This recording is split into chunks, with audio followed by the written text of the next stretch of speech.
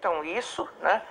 Essa formação sequencial específica, e trabalham muito com textos, com letramento, na verdade, com texto, interpretação de texto, e muito amenamente com essas relações do som com as letras. E atualmente, eu estou pensando nas mudanças que os livros didáticos vêm sofrendo ao longo do tempo. Atualmente nós temos livros que tentam fazer as duas coisas, mas de uma maneira ainda um pouco desajeitada, né? Não há eles colocam a parte, digamos, construtivista e depois acrescentam a parte mais fonológica, digamos assim, mas sem que a integração fique clara nem para o professor, nem para a criança. Há exceções, claro, mas a minha convicção é que o professor, sendo bem formado, ele saberá o que fazer na sala de aula. Não, ninguém precisa dar um modelinho para ele, uma receita, um método. O que ele precisa saber é como a criança aprende, ter fundamentos para analisar esse processo de aprendizagem, acompanhar as crianças e fazer as interferências necessárias, que aí é que está a autonomia do professor, né? A senhora estudou por anos na teoria, foi autora de livros didáticos e recentemente teve a chance, nos últimos 8, 9 anos, né, está tendo a chance de colocar na prática muito do conhecimento adquirido e compartilhado no município de Lagoa Santa, não é isso? Como é que está sendo essa experiência agora de colocar a mão na massa? É possível aplicar a teoria na prática e dar resultado? As coisas se movem no mundo real? Eu tenho aprendido mais do que tudo que eu aprendi com as minhas pesquisas, meus estudos e as minhas leituras. Por quê? O que eu tenho aprendido é que essa interação das teorias com a prática que constroem o conhecimento. Não é a teoria que constrói o conhecimento, nem é a prática que constrói o conhecimento, é a interação entre as duas coisas, né? Então, esse trabalho de estar junto das escolas, junto das professoras, recebendo delas a prática e ajudando elas a entender essa prática com as teorias, corrigindo as minhas teorias quando eu vejo que elas não funcionam, elas me mostram que elas não funcionam, e por outro lado as minhas teorias mostram a elas por que não está funcionando o que elas estão fazendo. Então é nessa interação que realmente se compõe. Por isso é que a formação do professor tinha que ser alguma coisa que fosse nesse sentido. Eu acho que a maioria das redes municipais do país poderiam desenvolver um processo desse, né? Uma professora de cada escola, escolhida pelas suas colegas, para que sejam professoras reconhecidas como uma liderança, né? Que estejam na sala de aula, porque elas estão na prática.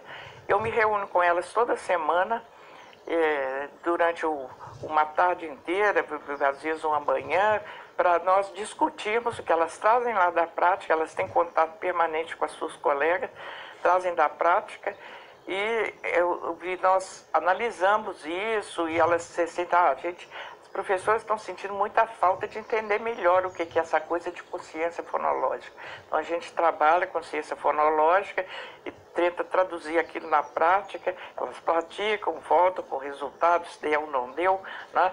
Então essas que compõem um núcleo de alfabetização e letramento, elas são uma liderança nas escolas e trabalham permanentemente com as suas colegas. Eu vou também em muitas escolas, reúno com as diretoras, às vezes sinto falta assim, eu reuni todo mundo da educação, as professoras da educação infantil, para a gente conversar um pouco, porque nós começamos na educação infantil. Essa é outra coisa que o país está precisando entender. Gostaria que houvesse mais pessoas que entendessem o quanto a gente aprende com isso e quanto é gratificante, sabe?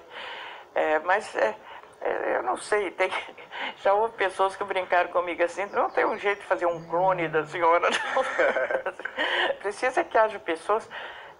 A questão é que é preciso, primeiro, ter um compromisso muito fundo com a escola pública, que é o que eu tenho. Eu acho que sem isso você não tem o impulso para realmente, porque realmente não é fácil, né? Você é um trabalho, não vou dizer que não tem dificuldades, é pesado, constante, é permanente, mas ao mesmo tempo é muito gratificante. Obrigado, professora, pela presença. Muito obrigado a vocês que nos assistiram e até o próximo programa.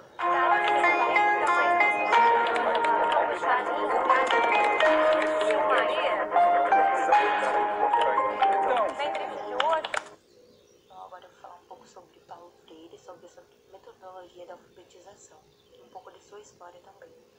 Aplicado há mais de 50 anos, o método Paulo Freire da alfabetização foi testado pela primeira vez na cidade de Angicos, no sertão do Rio Grande do Norte. O método dele é a alfabetização dividida em 3 etapas: investigação, tematização e problematização. Vou falar as duas mais importantes, a investigação e a tematização. Então vamos lá. Na etapa de investigação, o aluno e o professor buscam o universo vocabular do aluno e da sociedade onde ela vive. As palavras e os temas centrais da sua biografia em Angicos foram escolhidas uma em média de 410 palavras, que foram descobertas através do bate-papo com os futuros aprendizes. Com isso, uma equipe de educadores define quais são as suas palavras geradoras. Etapa, a tematização, eles codificam e descodificam esses temas, buscando seu significado social, tomando assim consciência do mundo vivido pelos alunos. É nesse momento que os educadores fazem a associação das palavras com alguma situação cotidiana, conhecida por todos. Exemplo, a palavra feira, ela era acompanhada de uma imagem com uma mulher indo comprar milho, assim como os estudantes associavam as palavras com algo que era comum para elas, a compra de milho na feira. Paulo Freire estimula a alfabetização dos alunos mediante discussão de suas experiências de vida entre si, através de palavras presentes na realidade dos alunos, que são codificadas para a aquisição da palavra escrita e da compreensão pelo mundo. A concepção freiriana procura especificar que não há conhecimento pronto e acabado. Ele está sempre em construção, explica Sônia, que continua, aprendemos ao longo da vida e a partir das experiências anteriores, o que faz cair por terra a tese de quem está totalmente pronto para ensinar é alguém que está totalmente pronto para receber esse conhecimento, como uma transferência bancária. Esse é o caráter político, libertador, conscientizador, é o diferencial da metodologia de Paulo Freire dos demais métodos de alfabetização. Na época, Paulo Freire defendia um conceito de alfabetização para além da descodificação dos códigos linguísticos, ou seja, não basta apenas saber ler e escrever, mas faz o uso social e político desse conhecimento na vida cotidiana, explica Sônia, que é licenciada em Letras e Pedagogia, com mestrado e doutorado pela Faculdade de Educação da USP, coordenadora do Centro de Referência de Paulo Freire, entidade mantida pelo Instituto Paulo Freire. Agora eu vou passar um videozinho para vocês, ele é um pouco longo, tá? Mas que explica bem melhor sobre a metodologia do Paulo Freire. Pra vocês entenderem um pouco melhor, que vale a pena assistir.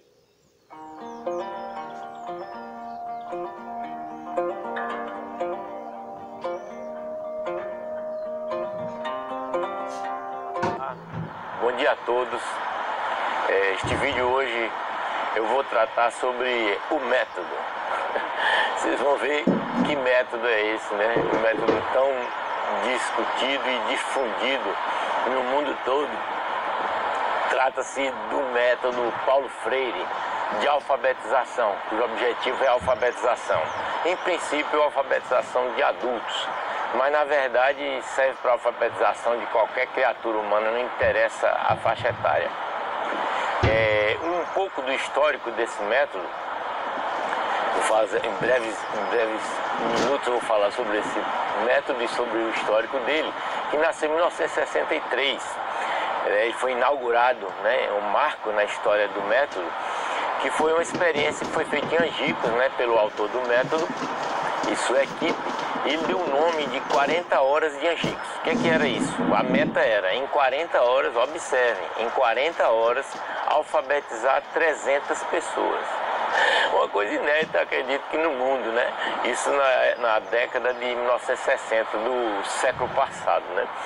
E ele conseguiu alfabetizar em 40 horas, né, 300 pessoas. Para vocês terem uma ideia como era o Brasil de 1960, 39% da população era analfabeta. Olhem só, 39%. Então naquela época o João Goulart bancou esse projeto, né? e ter a ideia e começou a montar 20 mil núcleos de ensino estratégico para acabar com o analfabetismo, pelo menos minimizar bastante no país, utilizando este método, que eu vou esmiuçar um pouquinho mais com vocês na sequência.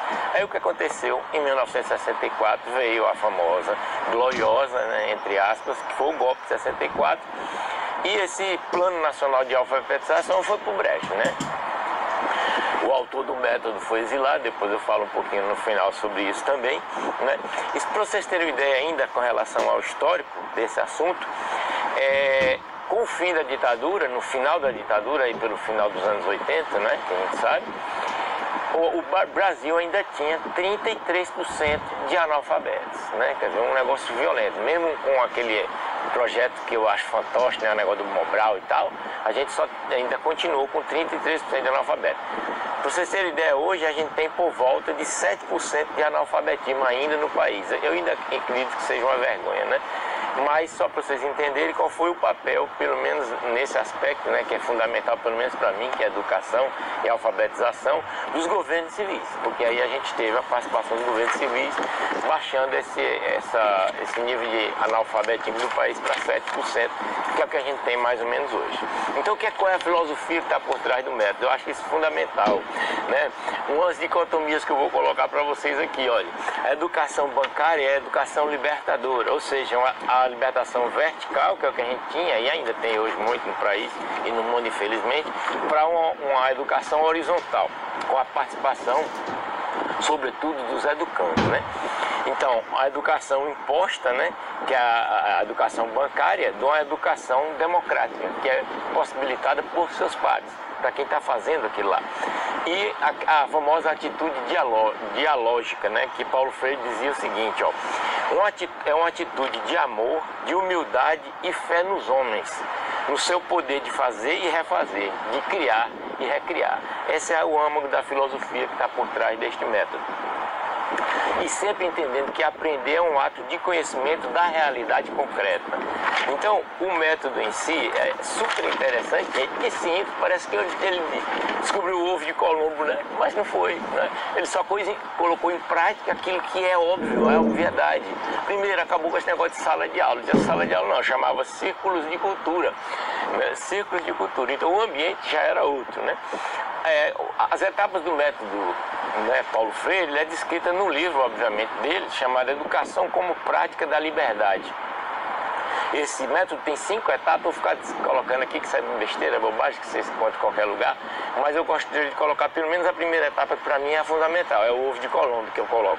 O que é a primeira etapa? É a tematização ou investigação temática. É um trabalho coletivo, né, que os educadores fazem com os educandos, né, normalmente eram trabalhadores e tal, para descobrir o que eles chamam de palavras geradoras, né? Baseado em quê? Baseado no dia a dia da pessoa, né? No trabalho da pessoa, na vida em comunidade, na vida em família daquelas pessoas, né? E outra coisa que ele foi pioneiro, Paulo Freire, não só ele, né, nesse caso, mas ele foi pioneiro também, é a questão da multimídia. Vocês imaginem a década de 60, gente, como é que era a educação, os meios que se tinha. Não tinha computador, não tinha internet, não tinha nada, né? Eu tenho acesso, né, a 2 documentos, né, um de Angicos e outro de Mossoró, vou até compartilhar um pouquinho com vocês aqui, que é tudo datilografado em máquina datilografia mesmo, né? A estrutura do projeto, né? Então, o que é que Paulo Freire fez também na época, né? Utilizou meios e materiais de multimídia, como cartazes, figuras, né? Desenhos, slides, né? Dentro do método dele. Então, a primeira etapa, e a mais importante que eu entendo, é essa. E aí eu vou compartilhar com vocês rapidinho aqui, por exemplo, a experiência de Mossoró, Rio Grande do Norte, né? Perto de Angicos também. Angicos é no centro, né, do Rio Grande do Norte, né? Mossoró é um pouquinho mais próximo do litoral. Mas foi feita uma experiência lá também, né, com cartazes, né? E cada um dos temas que eu vou colocar para vocês, que eles escolheram como palavra-chave para discutir, para aprender, que é o ponto inicial, dali você parte para toda uma discussão fonética e de palavras familiares aquela, né? Para concluir o método de alfabetização. Cada uma dessas etapas ele tinha a palavra geradora, que eu vou falar aqui para vocês dessa experiência de Mossoró, ideias para discussão, finalidade da conversa e o encaminhamento da conversa. Então era tudo estruturado. nesse Mossoró eram 17 palavras-chave que eles escolheram lá na época, né? 1981 isso. Primeiro, família. Segunda, povo. Terceiro, salário. Quarta, fome. Quinta, escola. Sexta, bagaço. Sétima, usina. Observe que eram trabalhadores, né, rurais, né? Oitavo, voto. Nono, jogo. Décimo, chuva. 11º, enxada. 12º, riqueza. 13º, trabalho. 14º, barracão. 15º, classe. 16º, engenho. E 17º, cidade.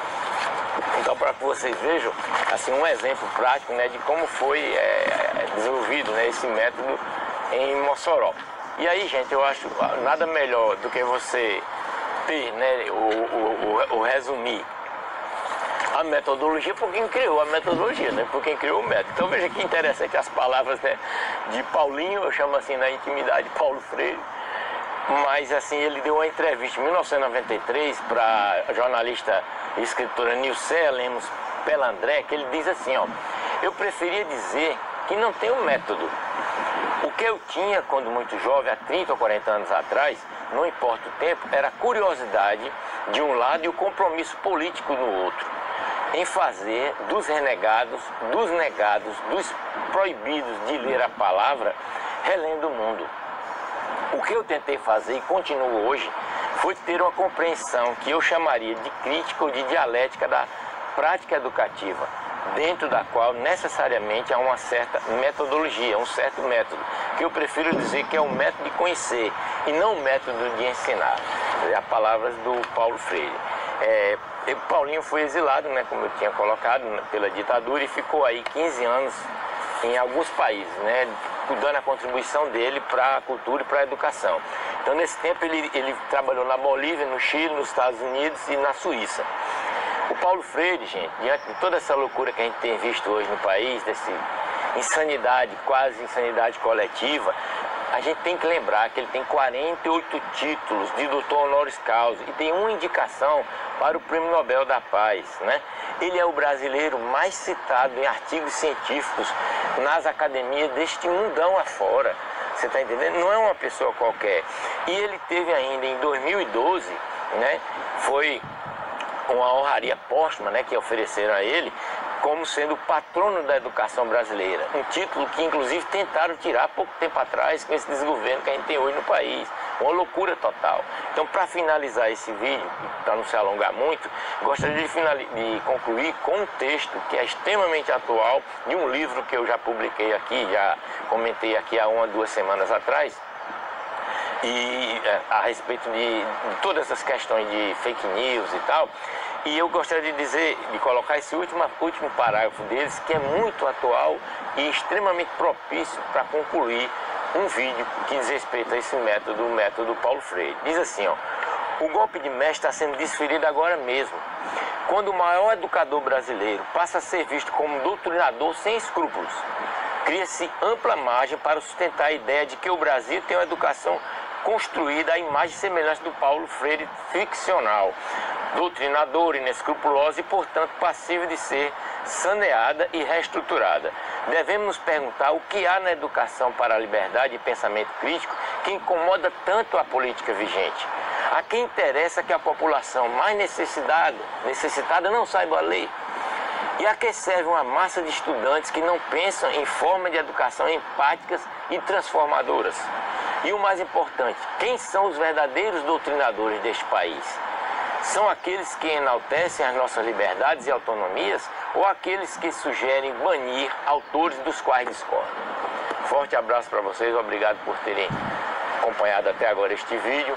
Por favor, quem não tiver inscrito ainda, se inscrevam, curtam o vídeo, comentem o que desejarem e coloquem o sininho para receber as notificações.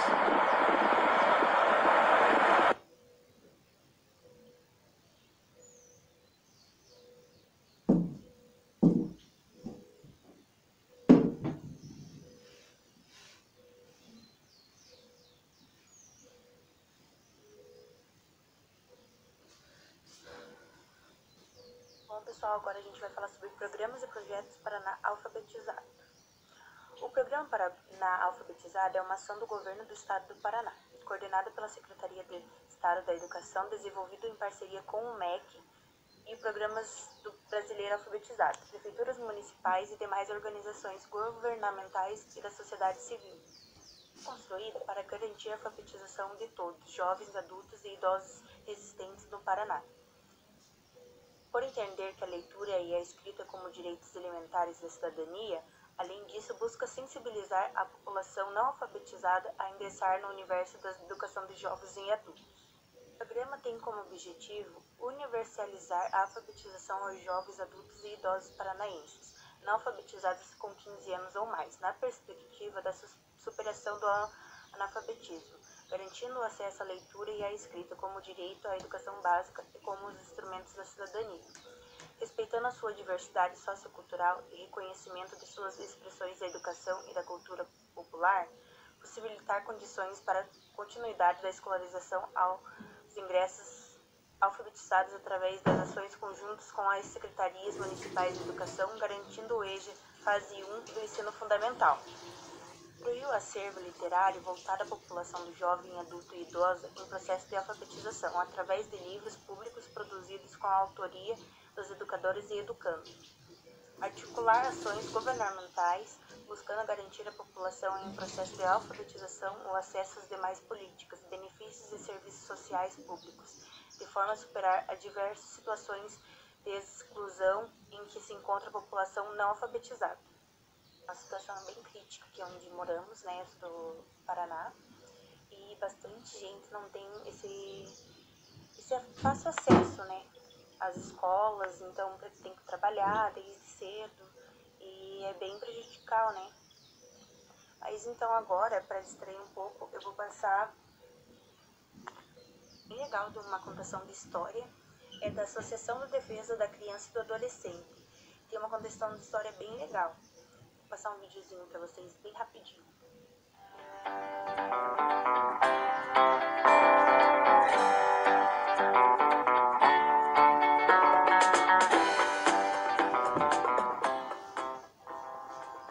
Olá, meus amores. Então, aqui é Kaline Lima.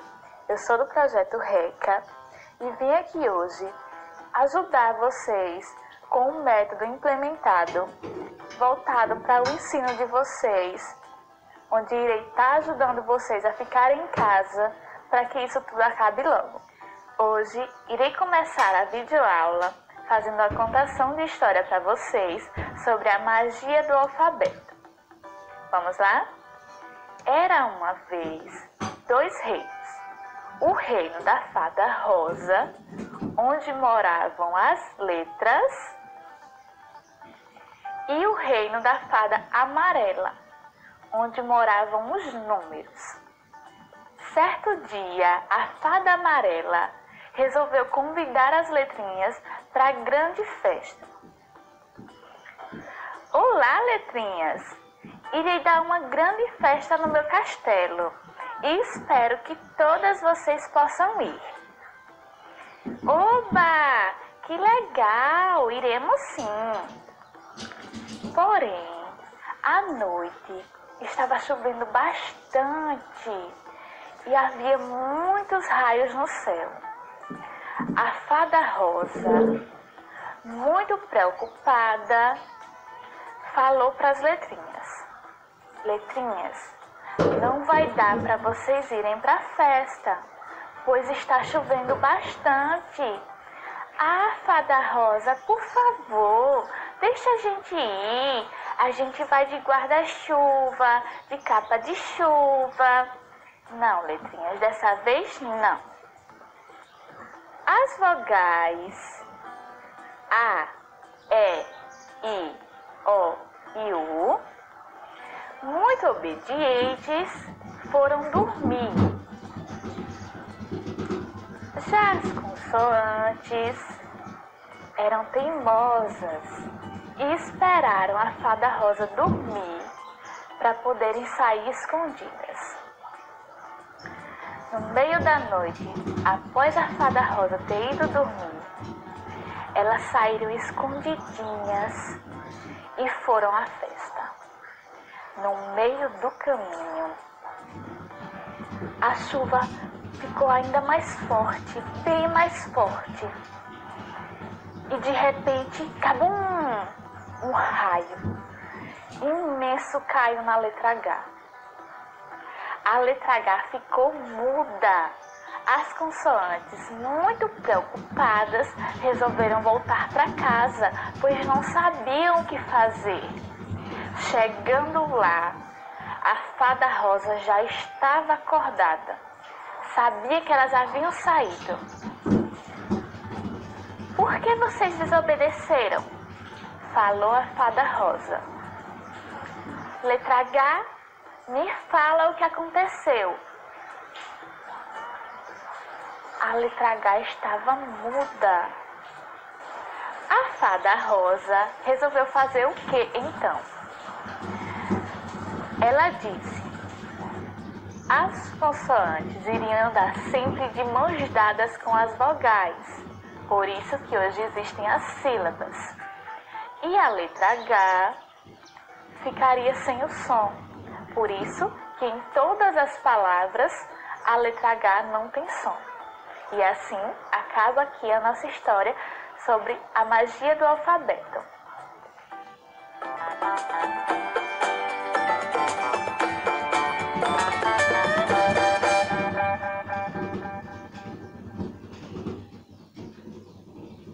Depois de ver o vídeo, eu tenho um método bem legal para vocês trabalharem dentro de uma sala de aula.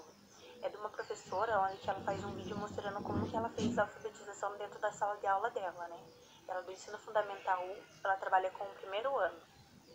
Agora eu vou contar uma pequena fábula, acho que vocês conhecem, Pedro Lobato, já deve ter ouvido falar, né?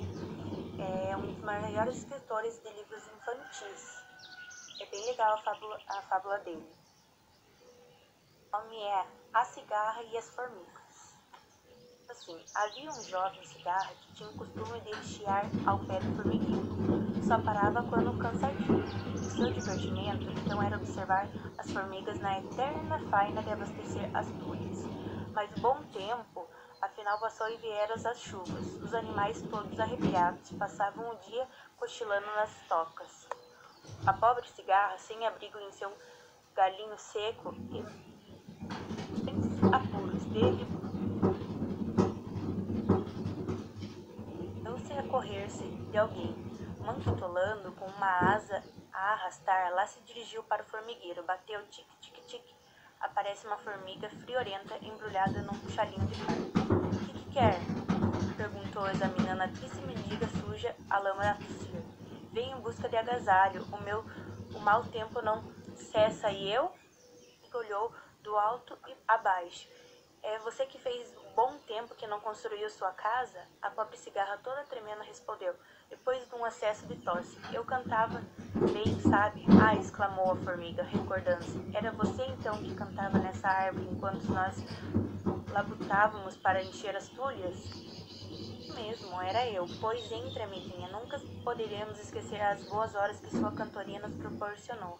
Aquele criado nos distraía e aliviava todo o trabalho. Dizíamos sempre que a felicidade tem como vizinha tão gentil cantora, entre amiga, que aqui terá cama e mesa durante todo o seu mau tempo. A cigarra entrou, sarou da tosse e voltou a ser alegre cantora dos dias de sol. A formiga má. Já houve, entretanto, uma formiga má que não soube compreender a cigarra e com a dureza repeliu de sua porta. Na Europa, em pleno inverno, quando a neve recobria o mundo todo no seu cruel no mato de gelo. A cigarra, como de costume, havia cantado sem parar o estio inteiro, e o inverno veio encontrá-la desprovida de tudo, sem casa onde abrigar-se, nem folhinhas que comesse. Desesperada, bateu à porta da formiga e implorou. Presta, notem, nos miseráveis restos de comida, pagaria com altos juros aquela comida de empréstimo, logo que o tempo permitisse. Mas a formiga era uma usuranina, sem estranhas, disse invejosa. Como não soubesse cantar, tinha ódio da cigarra por vê-la querida por todos os seres. O que você fazeria no bom tempo? Eu cantava, pois dance agora, vagabunda. E fechou-lhe a porta no nariz. Resultado, a cigarra lhe morreu estanguidinha, e quando voltou a primavera, o mundo apresentava um aspecto mais triste. Estava na música do mundo o som estridente daquela cigarra morta por causa da avareza da formiga. Mas se Uzarira morresse, quem daria falta dela? Pista, poetas, pintores, músicos são as cigarras da humanidade. Nossa aula acaba por aqui. Amanhã tem mais. Espero que vocês tenham gostado. E antes de terminar, eu vou passar um pequeno vídeo para vocês de volta, explicando 10 métodos bem legais para vocês trabalharem a alfabetização com aluninhos de vocês, tá bom? Beijo, até amanhã. Já parou para pensar que antes de aprender a ler e escrever, o seu filho precisa reconhecer as letras? É por isso que hoje eu quero dar para você 10 dicas de brincadeiras para ensinar o alfabeto para as crianças.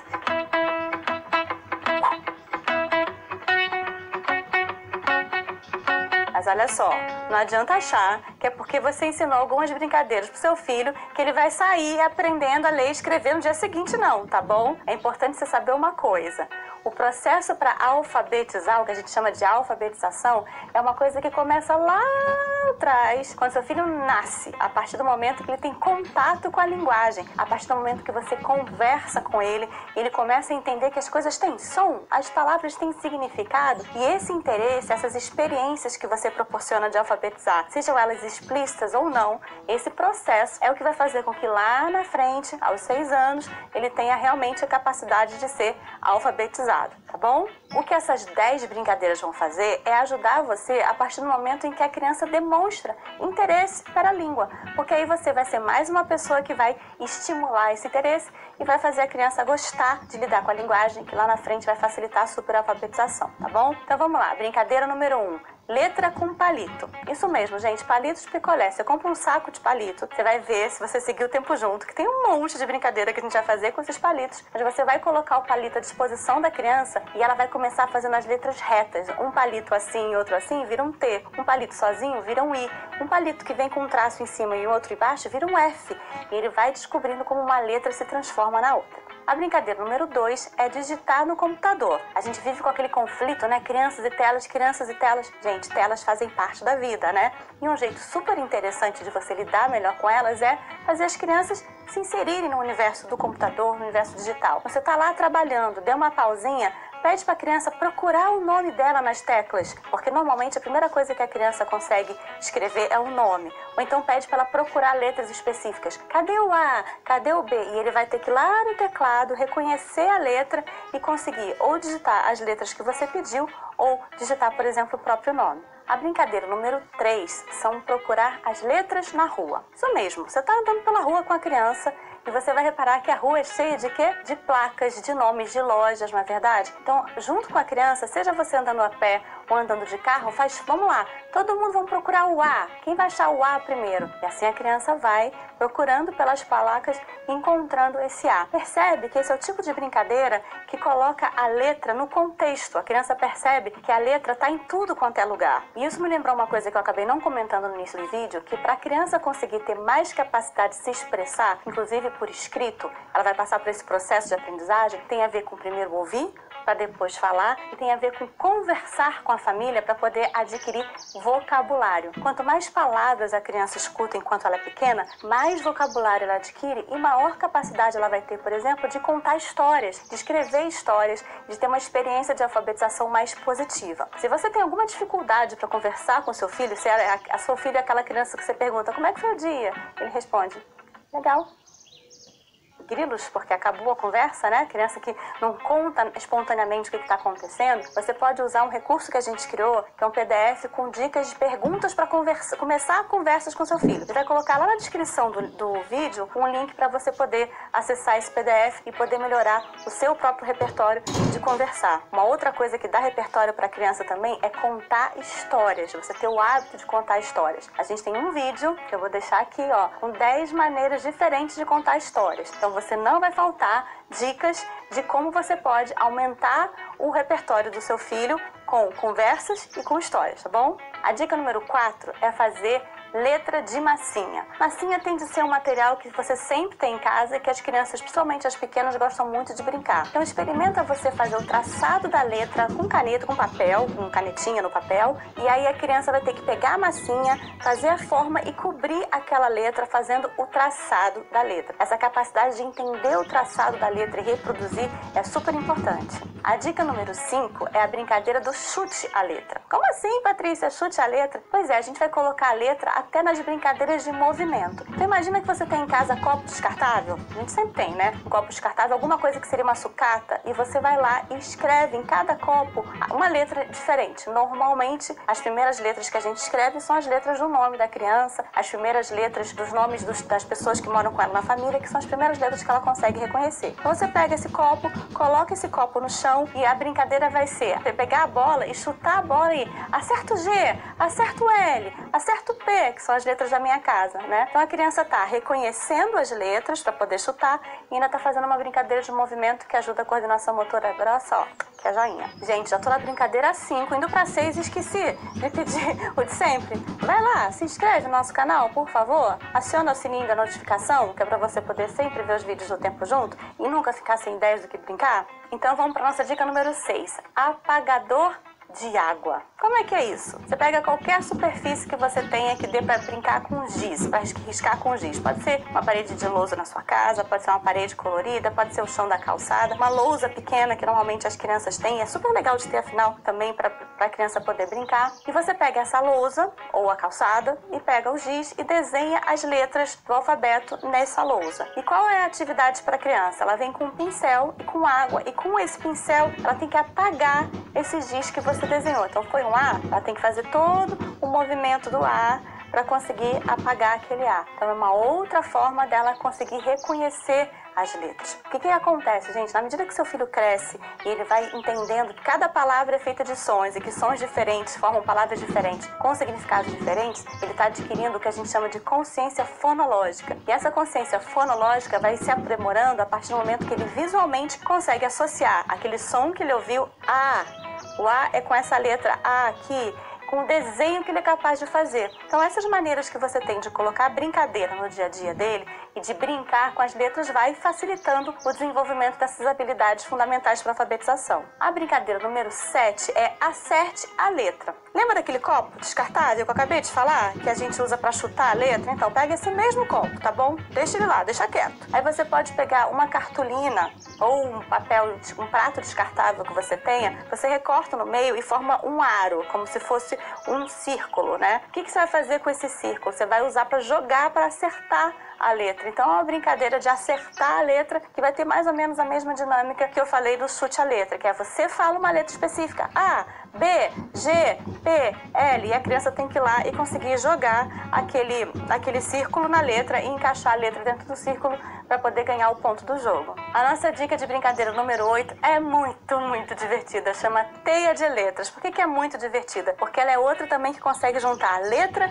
e movimento ao mesmo tempo. Seguinte, dá um trabalhinho, vou confessar, dá um trabalhinho, mas vale a pena. Você tem que ter elástico ou barbante em casa, tá bom? E aí você vai pegar as cadeiras da sua casa, e essa é a parte que dá um trabalhinho. Você vai fazer uma teia, fazendo com que o fio de elástico ou de barbante ou de lã passe por essas cadeiras. Então você vai passar pelo pé da cadeira, vai passar pra lá e pra cá, vai formar uma grande teia, só que uma grande teia gigante, né? E o seu filho vai ser a aranha. O que ele vai ter que fazer? Você vai recortar, por exemplo, de novo, o nome dele ou as letras do alfabeto seguidas, A, B, C, D, em papel, e você vai pendurar essas letras ao longo da teia. E a criança vai ter que ir, ó, passar pela teia, passar pelas cordas. Se você quiser aumentar a dificuldade, você fala, não pode tocar no fio, porque o fio é um laser super, ultra, mega cortante, que o vilão... E aí você pode inventar uma história, tá bom? E aí a criança, então, tem que passar por aquele fio, por aquela teia, para conseguir achar as letras na ordem certa. Se tiver fácil demais, formando uma palavra. Se tiver fácil demais, você vai sofisticando a brincadeira. Dá um trabalhinho, mas eu prometo que vale a pena. Brincadeira número 9 já é para crianças que são um pouco maiores, que já têm capacidade de identificar algumas palavras. É o jogo de forca. Não precisa nem explicar, né, gente? Quem nunca jogou um pouquinho de forca na vida? Sério? Você não jogou? Então tá, gente, aquela história de fazer o palito, você põe lá a palavra, os tracinhos, que representam a quantidade de letras que tem na sua palavra, e alguém tem que falar, tem letra A? Se tiver, você coloca a letra A no lugar certo. Se não tiver, você vai formando ali a forca para poder forcar a pessoa, e vamos ver quem ganha. Se você conseguir fazer a palavra antes de ser enforcado, você ganha. E a nossa dica número 10, olha aí falando de tecnologia. Vou indicar um app, o app Lelê Sílabas, que tem tudo a ver com aquele processo de adquirir a consciência fonológica que eu falei, que a criança vai ouvindo os sons, vai reconhecendo quais são os símbolos, quais são as letras que representam aqueles sons e vai formando palavras. A minha filha tem 6 anos, está na época de alfabetizar e ela adora brincar disso. Mas olha só, veja bem, acabei de falar que a minha filha tem 6 anos, adora e tal, nada de correr, nada de pressa. Cada criança tem seu ritmo, a gente não tá querendo com essas dicas substituir a escola, nem correr, nada de comparar, tá? Na sala da minha filha, por exemplo, a minha filha ainda tá começando só a identificar as palavras aí e ler, e tem criança que já lê, que já escreve. Tudo bem, vai todo mundo se encontrar, tá bom? Vai dar tudo certo. Então nada de correr, combinado?